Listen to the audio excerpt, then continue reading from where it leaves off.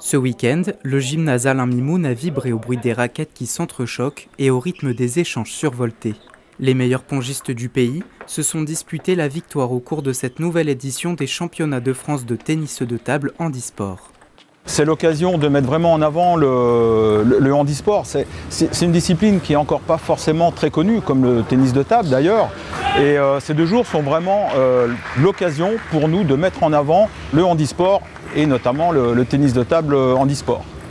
Pendant 2 jours, les spectateurs ont pu voir s'affronter les meilleurs joueurs et joueuses français de leur classe, mais aussi voir évoluer certains athlètes sélectionnés pour les Jeux paralympiques. Ça joue très bien, il y a beaucoup de joueurs avec différentes techniques et vraiment on est très impressionnés. Les enjeux vont être de regagner mon titre que j'avais perdu l'année dernière en simple et de finir première en double dame avec Morgène, ma partenaire de double dame pour les Jeux de Paris 2024. Il faut qu'on puisse montrer qu'on est performant, peu importe le handicap.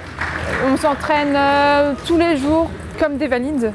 On a les mêmes objectifs qu'eux, gagner. Organisée par le club Skyping, sollicité par la Fédération de handisport, cette édition s'est tenue à Villepreux.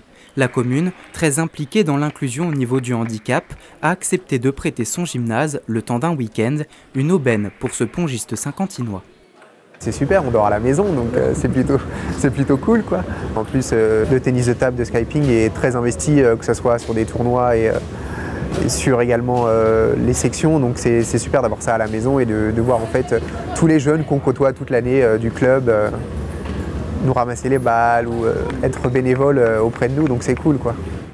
Cet événement a permis aux athlètes handisport de montrer leur talent et leur détermination dans ce sport exigeant.